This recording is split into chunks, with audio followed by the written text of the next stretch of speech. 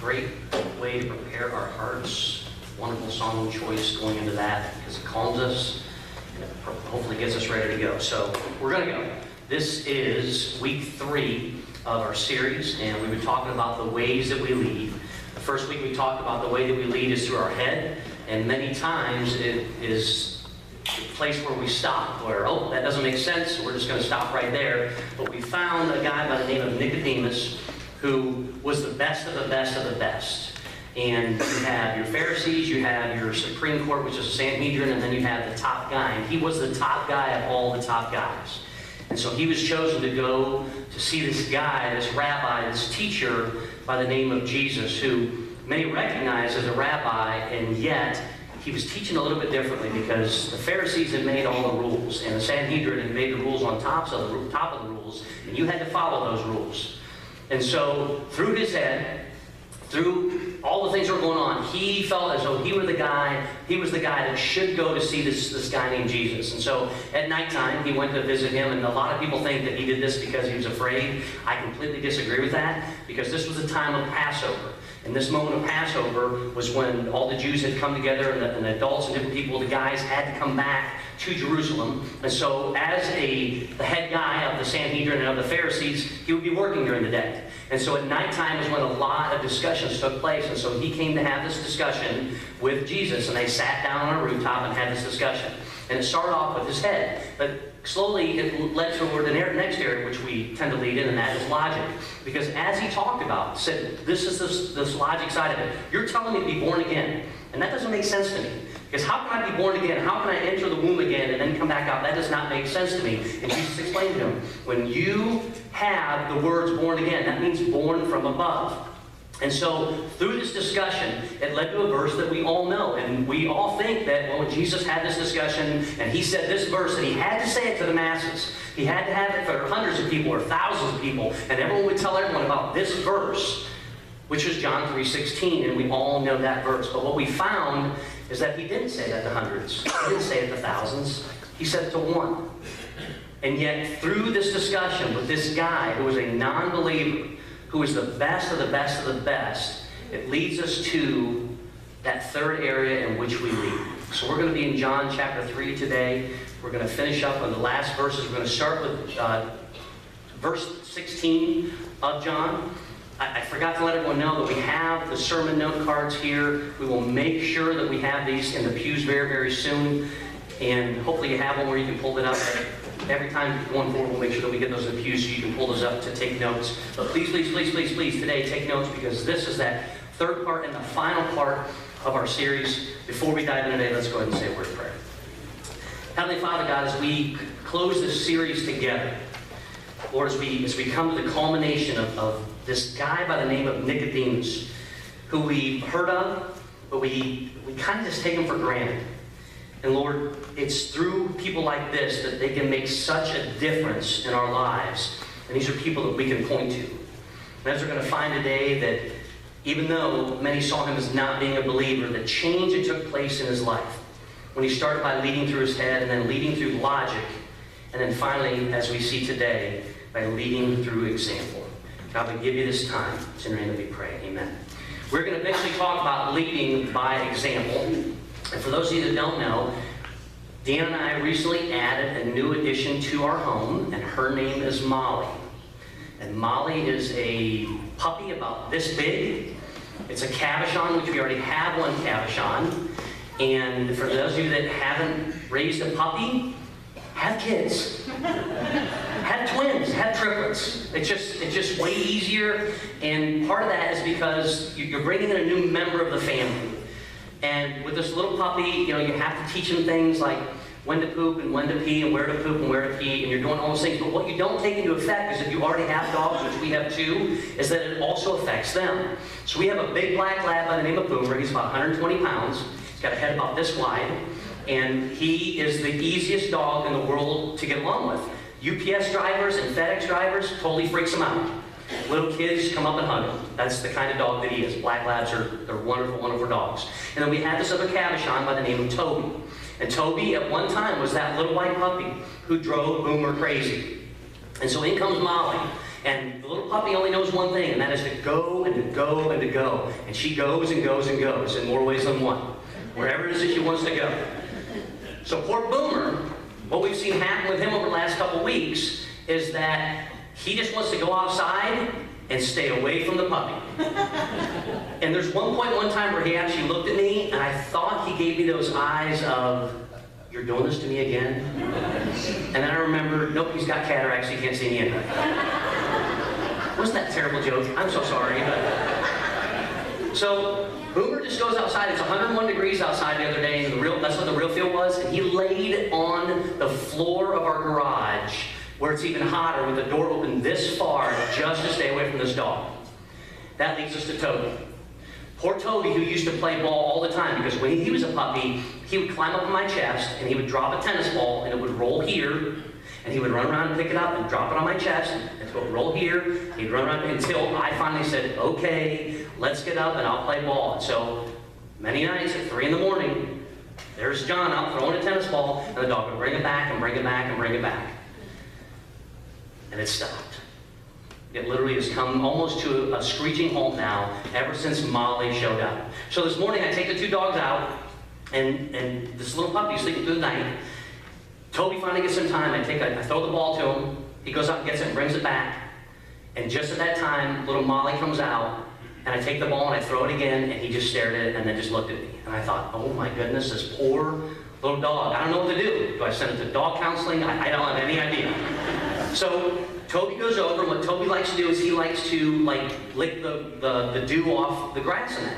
So Toby goes over to lick the dew off the grass, and then Molly comes over. Boom, right in there. I want to know what it is you're doing, and knock you out of the way. Toby steps back, Molly jumps in. Toby goes over to a bush, starts the same thing. Boom, Molly does the same thing. Everywhere Toby went, Molly kept going in and knocking it aside, and knocking it aside, and knocking it aside, to the point where finally Toby just said, "I give up." He just walked out in the middle of the yard and just stopped. And I thought, oh my goodness, if this isn't a picture of life, what is? Because how many times do we get in and we're doing something and we're going along a path, and all of a sudden someone kind of butts in and kind of takes over, and it causes us to stop. And it could be in our work, it could be in our school, it could be in our faith. And so Chandler came home from his prospect league. Their team lost in the playoffs, and so he came home and he met little Molly. And Molly would jump up and start chewing on him and put holes in his shirt and chew on his face. And so Chandler would hold the dog up and blow in his face, and the dog would just go crazy, they're having it back and forth. And so at one point I said, "Chandler, what do you think of Molly?" And he's like, "You need to change the dog's name." I'm like, "Oh, what should we change to?" "Satan." And I thought, that's kind of cruel. But then I started watching, and as Toby was out there today, sure enough, that's exactly what's going on. Toby has these things that he loves to do. Toby has these areas that he loves to do. But man, Satan gets in, and it's just like, I give up, you win. And so as Molly was being that puppy jumping all around, I looked out, and there was Toby, and he went back to all the different areas that were his areas. And he started marking them. Well, at least I've got this, the trampoline leg. At least I've got this, the next trampoline leg. At least I've got this, the fire circle. At least I've got this bush. And he's like walking around and lifting his leg and marking everywhere. Right after that happened, Molly runs to each one of these and checks. And then Toby runs back and sniffs it. And you know what he smelled? Satan. And that's every area of our lives. Man, I tell you what, this was my thing. This is what I did. This is where I could stand. This is where I could play. This is where I could lift my leg. But boy, once that gets in there, just that little bit of it, even though I love it so much, at some point in some time I realized that, man, there's a stench in there. And I don't like it. And I gotta go find something else. But too many times what happens to us, we just shut down completely. See, we lead with our minds, and logically we lead, but because of who we are and the path that we walk and how we've been and how this is always, or how this is supposed to be and how it's always taken place, this is my world, and yet I've made it my world, and there's a little bit of a stench there. And that stench that's in there that's come in, sure enough, it's Satan. And how is it then that I get rid of that? How is it then that I take back control of those areas? And I move on to different areas so that when people see this, that people can see God in it, and that God can overcome those. That's why we're using the example of Nicodemus. And in John chapter 3 today, we're going to dive in, because in your life and in my life, there are some areas that we have that no matter how much we try to cover it up, no matter how good we try to make it, no matter how pretty the packaging is on top, inside there's a big stench or a small stench or something that's going on, and it's holding us back from truly living our faith. And so as we talk about today, leading by example, and talking about what that means, we can apply this to every area of our lives. We can apply it to our spouse or our soon-to-be spouse, or our significant other, or the one we're having a relationship. We can apply this to how we parent. We can apply this to ourselves in the business world. All the kids that came back from camp this past week where you're on fire and it was going so well, we can apply this because we're going to be heading back to school or to a field or to a court somewhere, and we can lead by example. But our faith has to come first. John 3:16.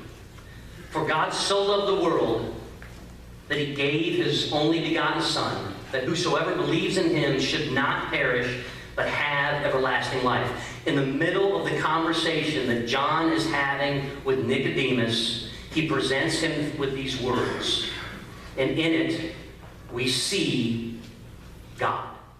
The first thing we see is his heart. For God so loved the world. When he looked down upon this world, there was nothing but love that he has for this world. For this bouncing ball that we live on, this spinning ball in which we are all a part. And when he looks down at that, he looks at it as a whole, but he also looks at us individually. So he can look down and say, for God so loved Robert.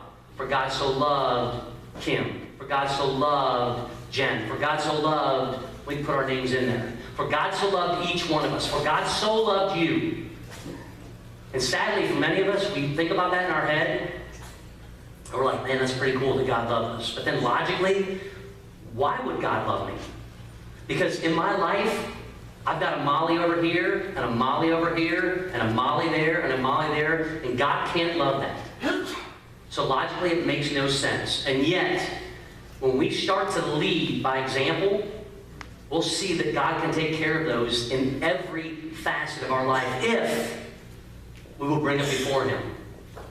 And if we will bring it before the ones that love us and the ones that we love so that people can't help but see God in the end. So we see his heart. For God so loved the world that he gave his only begotten Son. So now, in these words to Nicodemus, he's sharing his plan. Hey, listen, you are loved. Let's put it in where Nicodemus sits. Nicodemus, you, the best of the best of the best, the ruler, the most religious of all the religious. God so loves this world, but he also so loves you that, and here's the plan, he gave his one and only Son. He gave his only begotten Son. He gave all. And the last part he says that whoever believes in him should not perish but have everlasting life. We talk so often about God's will. And what is God's will? What is God's will in my life? Well, what's God's will in God's life? God's will is that you would have everlasting life. Wait. Is it God's will that I be more spiritual? You know what? If you lead with your head and then you lead the logic and you lead by example, that's going to happen. Is it God's will that I would constantly go out to serve others? Once again, if you lead to those areas and do that example, that's going to happen. So what is it that God would want from me? What is it that he wants from me? And we constantly ask that question. Instead, what is it that God has brought for me? And for you and for me, his will is whoever believes in him should not perish, but have everlasting life. So if you're someone today, and you've never taken the time to be resolved with God, he didn't make it all that difficult.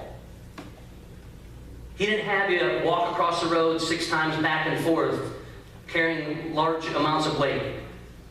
He didn't ask you to know every prayer that's in a prayer journal. He didn't ask you to do a daily devotion.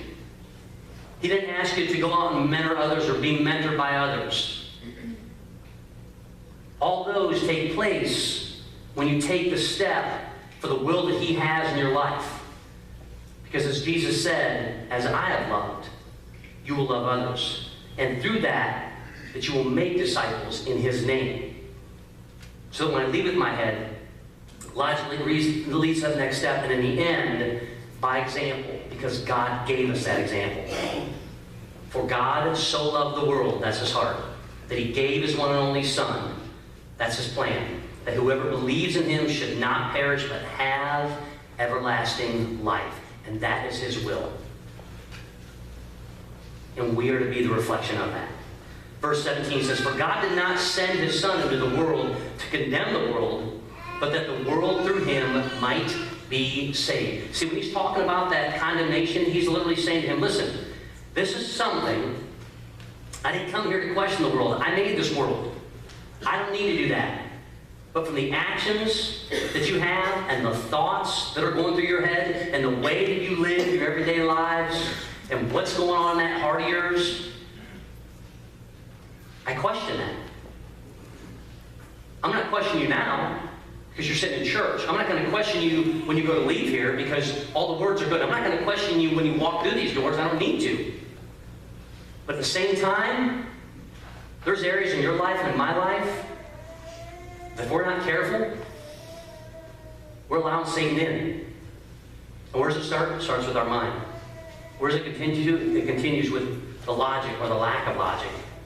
And then where does it follow? Many times with the examples that we choose not to live. And so that's what Jesus is saying to him. I question this. And if this were to Nicodemus specifically, he would say, I question the laws that you are making. I question the rules that you're living by. I question those because when God gave those, he gave those out of grace, and you're leading those through guilt. And so I question that. And so everything I'm seeing down here and everything that I'm a part of down here, I question all of it because you are missing the message of what God is planning to do. You are missing his heart. You're missing how much you're loved. You are missing his plan. That he's going to send that one and only Messiah, that same Messiah that you look for, and you're going to miss his will, and that's that you would have a place in eternity with him. So I'm questioning that. To which, if I'm Nicodemus, I have to sit there at some point and say, you know what? That's a fair question to question. And so he allows him to go on, and he says this, that for God did not send his Son into the world to condemn the world, but that the world through him might be saved. Verse 18 says, he who believes in him is not condemned. I'm not questioning you. I don't have to question you. You've taken the time to believe God's will. You've taken the time to understand his plan, and you've taken the time to know God's heart.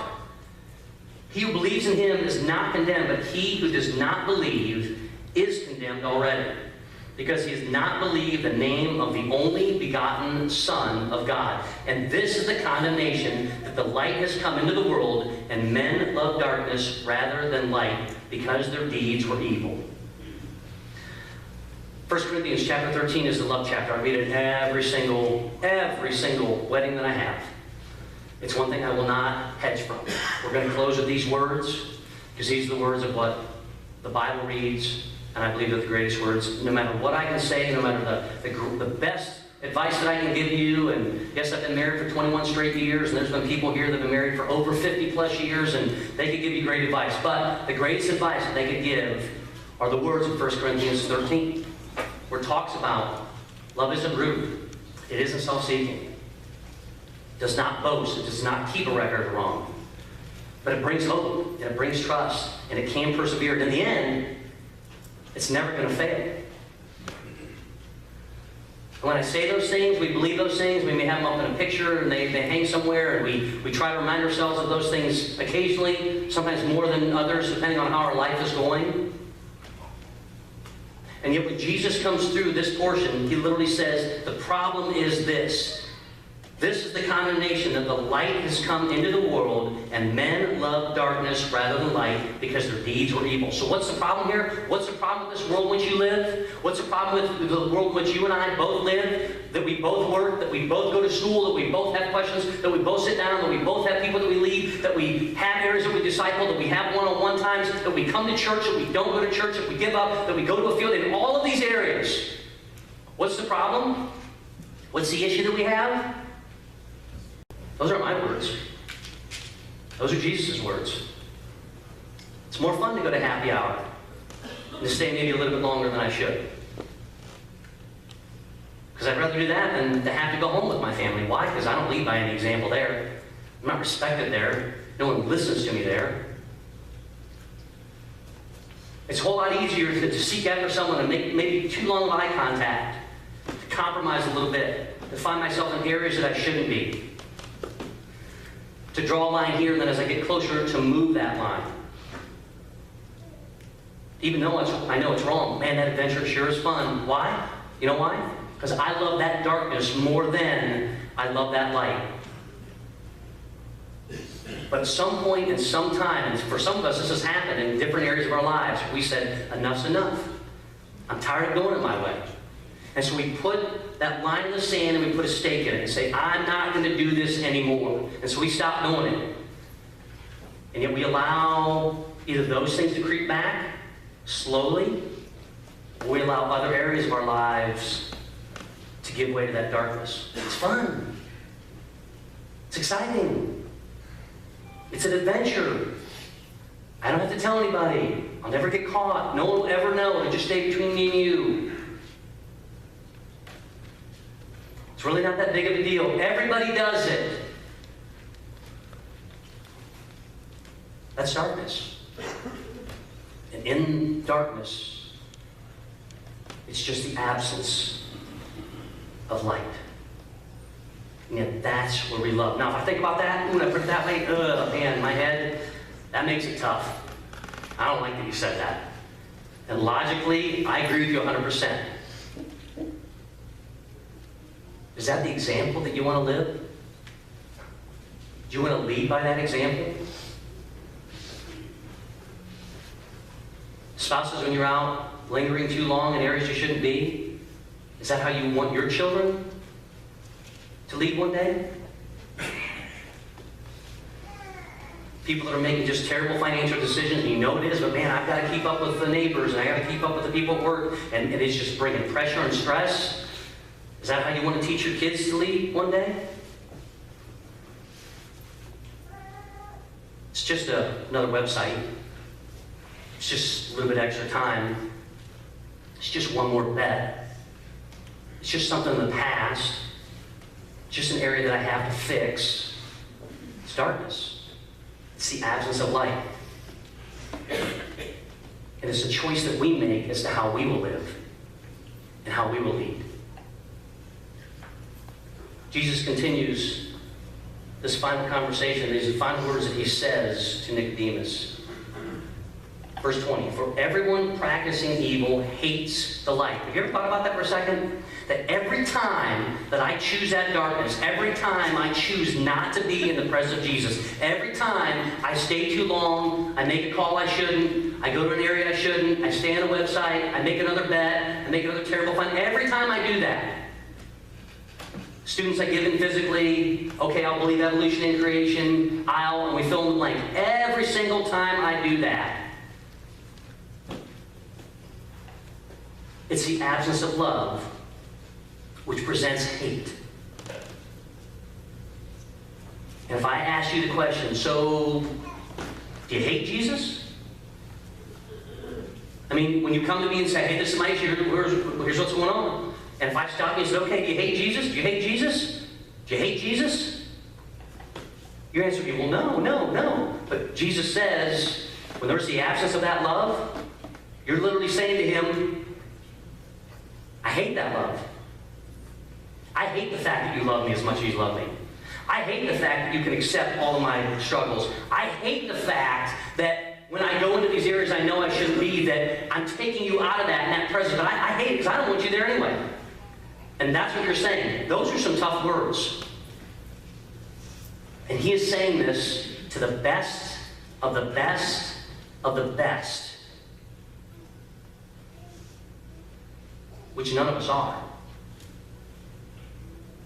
But he knows that this message isn't just for Nicodemus, it's for all of us, including the worst of the worst of the worst.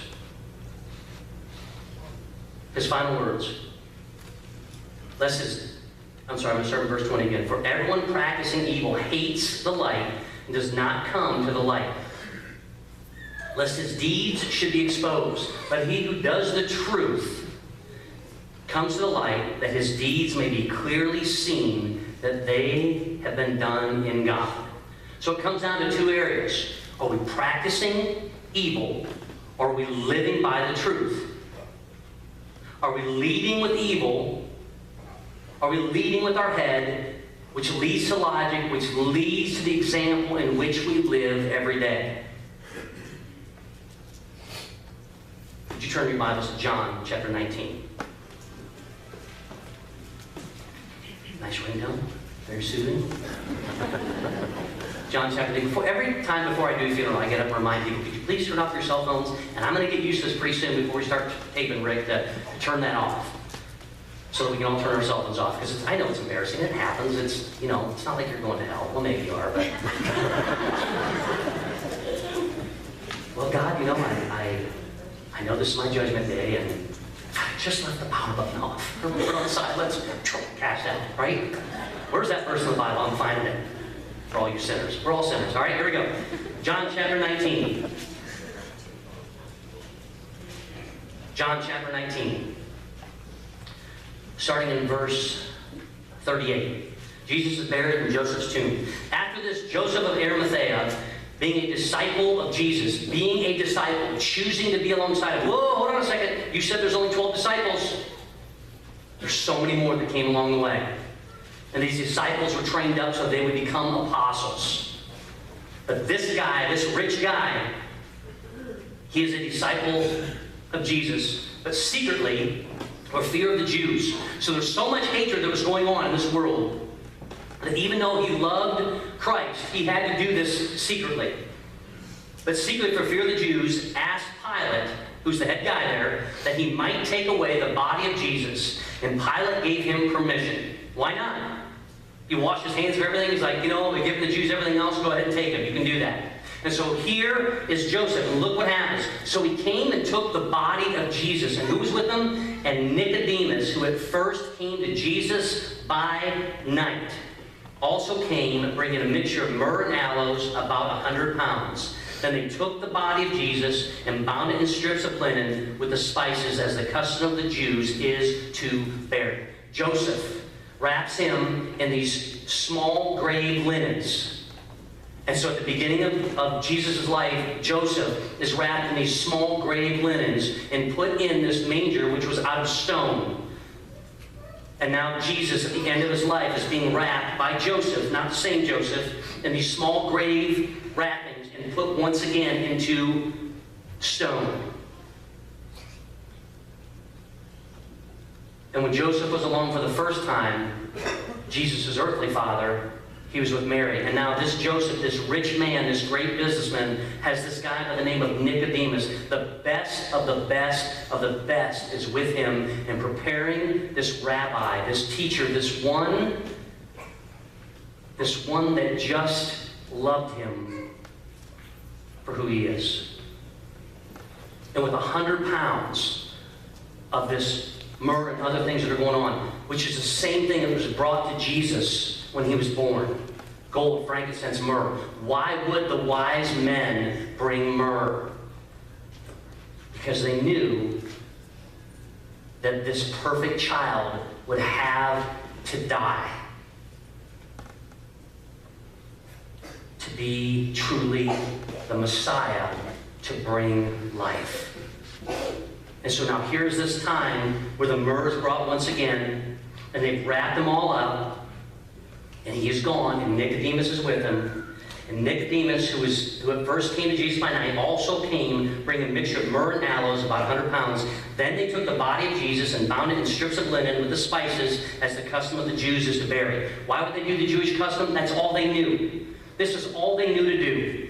They got to a point where they didn't know anything else, and so they did what they knew to do. They did what was by the custom. They went by the law because they had nothing else. And yet, how many times do we get into an area we don't know what to do, and we do what it is that we want to do, not by what is given to us in God's love letter to us? And because of this, so many times, Satan creeps in. And Satan reminds us. And Satan shows us that, hey man, the darkness is way more fun than the light.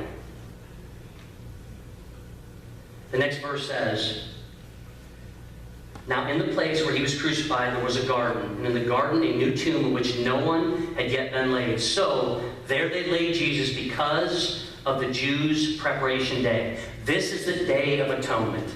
And the way the Day of Atonement worked in the Old Testament was like this. The priest, the high priest, had to walk into the center, the Holy of Holies. And his job was to sprinkle the blood from the perfect sacrifice around the Ark of the Covenant, which housed the Ten Commandments.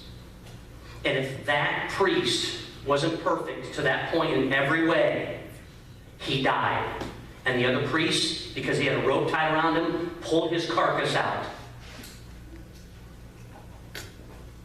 Who wants to be the high priest?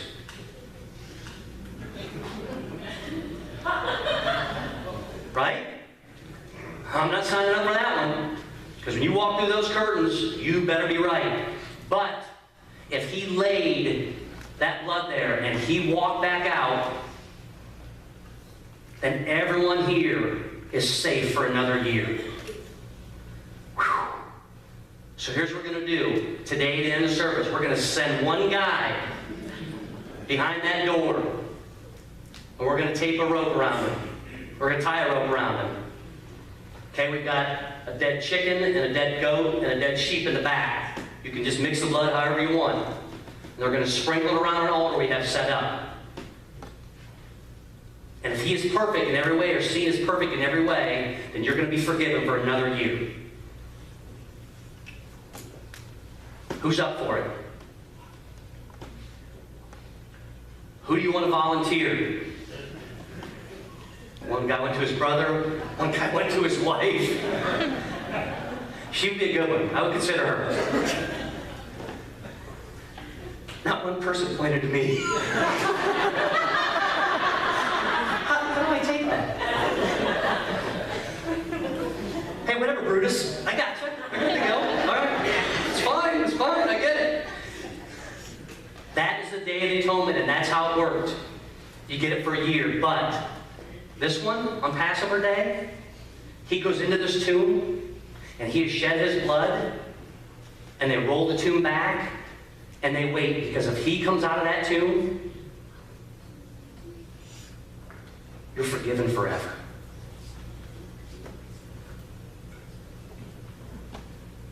Joseph, who led in the business world, and Nicodemus, who was a leader in all of the religious world, were willing to sacrifice everything for eternity.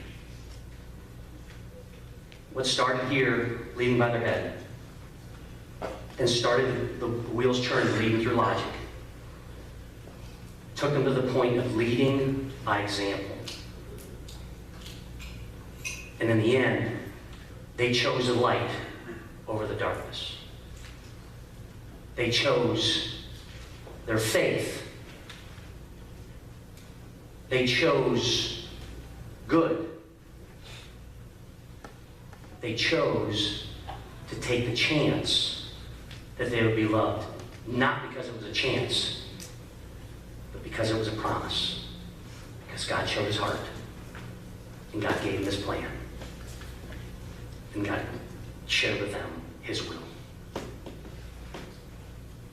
Would you challenge yourself this week? Don't wait till tomorrow. We can't, because we are in a dark world. We're in a world where everywhere we turn is the absence of love.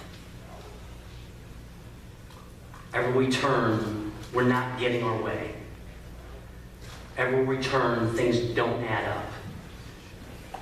Everywhere we turn, we're chasing adventure after adventure after adventure, and where God reminds us why he sent his son, and who he sent his son for, and that you and I are worth it. But it's up to us to live our faith in such a way, to live it by example and lead by example. What will you choose? Would you bow your heads, please? And I just want you to take the next couple minutes as the praise team comes up. This is your time.